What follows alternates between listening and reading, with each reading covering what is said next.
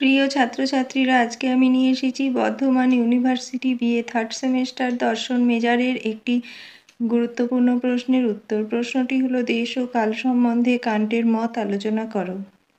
দেশ কাল বিষয়ক নিউটনীয় মতে প্রথম সমস্যার সমাধান মিললেও দ্বিতীয় সমস্যার সমাধান মেলেনি। আর লাইবনিৎসীয় মতে দ্বিতীয় সমস্যার সমাধান পাওয়া গেলেও প্রথম সমস্যার সমাধান মেলেনি। কান্ট তার দেশ কাল বিষয়ক মতে একাধারে ওই দুটি সমস্যারই সমাধান করতে চেয়েছিলেন। কান্টের মতে কোনো বস্তু বুদ্ধির আকার এবং প্রকারের দ্বারা আকরিত ও প্রসারিত হয়েই আমাদের জ্ঞানের বিষয় হয়। কান্ট আমাদের সংবেদন শক্তির দুটি আকারের কথা বলেছেন, যথা দেশ ও কাল। দেশ ও কাল বিশুদ্ধ অনুভব, কেননা দেশ ও কালের আকার সংবেদন থেকে আসে না, বরং এই আকারে আকারিত না হয়ে কোনো উপাদানই আমাদের কাছে অনুভূত হয় না। দেশ এবং কাল মননিরপেক্ষ সত্তা নয়। দেশকাল বস্তুর ধর্মও নয়, আবার বস্তুর সম্বন্ধও নয়। তারা সকল অনুভবের আকার।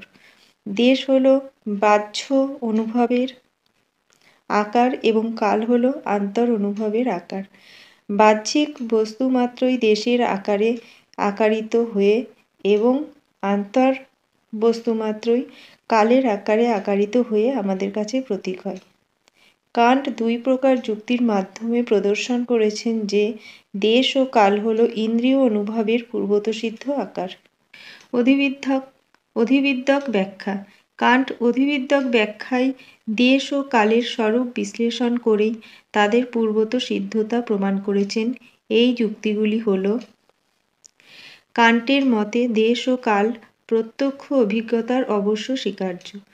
যখন আমি আমার বহির্ভূত কিছু প্রত্যক্ষ করি, তখন আমার বহির্ভূত এই বিষয়টি আবশ্যিকভাবে দেশরূপ আকারকে স্বীকার করে। আবার যখন আমি কতগুলি ধারণা যুগপৎ বা পূর্বপর ঘটতে দেখি, তখন এরূপ সম্পর্কের প্রত্যক্ষ আবশ্যিকভাবে কালরূপ আকারকে স্বীকার করে। সুতরাং দেশ ও কাল অভিজ্ঞতার ভিত্তিস্বরূপ, পূর্বতসিদ্ধ আকার, এগুলির ধারণা অভিজ্ঞতা প্রসূত নয়। দেশ ও কাল সামান্য ধারণা নয়, কেননা এগুলি বিশেষ বিশেষ বস্তুসমূহের কোনো সাধারণ ধর্ম নির্দেশ করে না, বরং এগুলি একক ও বিশিষ্ট। সুতরাং এগুলি অনুভূতির বিষয়, এগুলি বৌদ্ধিক বিচারের বিষয় নয়। দেশ ও কাল অসীম ও অনন্ত বলে তাদের জ্ঞান অভিজ্ঞতাজাত হতে পারে না।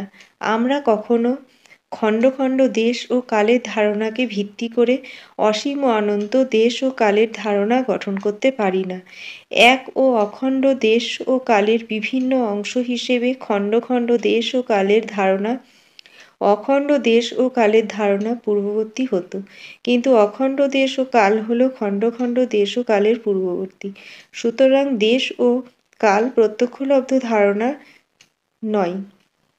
সুতরাং দেশ ও কাল প্রত্যক্ষলব্ধ সাধারণ ধারণা নয়, তারা পূর্বতসিদ্ধ বিশুদ্ধ অনুভব। দেশ ও কাল আমাদের বুদ্ধির সাথে অবিচ্ছেদ্যভাবে জড়িত। দেশ ও কালের মধ্যে অবস্থিত সকল বস্তু ও ঘটনাকে আমরা আমাদের চিন্তা থেকে বাদ দিতে পারি, কিন্তু স্বয়ং দেশ ও কালকে চিন্তা থেকে বাদ দিতে পারি না। দেশ বা কালের অস্তিত্বহীনতা আমরা কখনোই কল্পনা করতে পারি না। সুতরাং দেশ ও কাল হল ইন্দ্রিয় অভিজ্ঞতার আবশ্যিক পূর্বসত্ত্ব, অর্থাৎ তা পূর্বতসিদ্ধ। এমন কতগুলি দেশগত ও কালগত পার্থক্য আছে, যথা ডান ও বাম, ওপর ও নিচ, পূর্ব এবং পর ইত্যাদি। এগুলিকে একমাত্র স্বজ্ঞা বা সাক্ষাৎ ইন্দ্রিয় অনুভবের দ্বারাই উপলব্ধি করা যায়, কিন্তু বুদ্ধির দ্বারা ধারণা করা যায় না। সুতরাং যে দেশ ও কালের মধ্যে এই সকল পার্থক্য অনুভূত হয়, সেই দেশ ও কাল কখনো জাতিগত সামান্য ধারণা হতে পারে না। এগুলি পূর্বতসিদ্ধ বিশুদ্ধ অনুভূতি। জ্ঞানতাত্ত্বিক ব্যাখ্যা। জ্ঞানতাত্ত্বিক ব্যাখ্যা হলো সেই ব্যাখ্যা যাতে কোনো একটি প্রত্যয়ের এমন ব্যাখ্যা করা হয় যাতে তার থেকে এমন সিদ্ধান্ত নিঃসৃত হয় যে যার দ্বারা জ্ঞানে অন্তর্নিহিত অন্য পূর্বতসিদ্ধ সংশ্লেষক বাক্যের সম্ভাবনা স্পষ্ট নয়। অতএব দেশের জ্ঞানতাত্ত্বিক ব্যাখ্যা হলো সেই ব্যাখ্যা যার দ্বারা গণিতশাস্ত্র জ্যামিতিক সার্বিক এবং আবশ্যিক বচনের ব্যাখ্যা করা যায়। দেশ ও কাল পূর্বতসিদ্ধ অনুভব বলে স্বীকার না করলে জ্যামিতির ও পাটিগণিতের সম্ভবপরতা ব্যাখ্যা করা যায় না। জ্যামিতিক ও পাটিগণিতিক বচনগুলি দেশ ও কাল সংক্রান্ত এবং পূর্বতসিদ্ধ ও সংশ্লেষক। দেশ ও কাল সামান্য ধারণা হলে দেশ ও কাল সংক্রান্ত বচনগুলি বিশ্লেষক হতো। কোনো সামান্য বচন থেকে এমন ধরনের ধারণা নিষ্কাশন করা যায় না যা সামান্য ধারণাকে অতিক্রম করে যায়। জ্যামিতিক ও পাটিগণিতিক অর্থাৎ দেশ সংক্রান্ত বচনগুলি বিশ্লেষক নয়, ধর্ম সংক্রান্ত বচনও নয়, বাস্তব জগৎ সংক্রান্ত বচন।